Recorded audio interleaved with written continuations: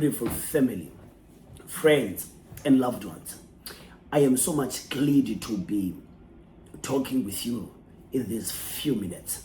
This is Rev Ludwig Msonke. Ladies and gentlemen, one day my bishop once said to me, you cannot cast out a devil you don't know.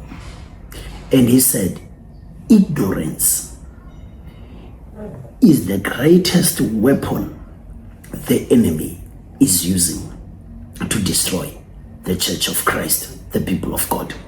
Now, with those words, I want you and I to look and discuss church history. Today, I want us to look at the key events in the church history. Let's start from AD 30, around AD 30 to AD 300. That is the time that Christ died, was buried, and resurrected and went to heaven.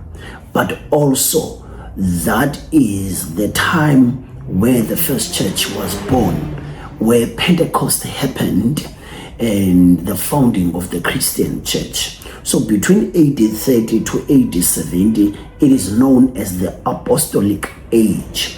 Now, around AD 47 to 57, you will see the documentation of the missionary travels of Apostle Paul, who took the gospel to the Gentiles. Ladies and gentlemen, when I say AD, I mean Anno Domini, the year of our Lord, after death. Now, around AD 49, there was the first Council of Jerusalem, where it was discussed the issue of the Gentiles in the Christian church, and how should they be accepted? Should they also follow Jewish rituals or not?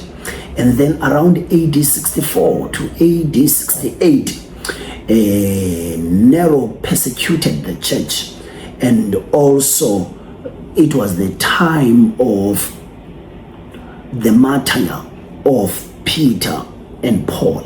Now, martyrdom, it's a word that was used by church when a believer was killed defending or standing for the faith. Then they were faithful to the gospel. They were faithful to Christ. They died defending their faith.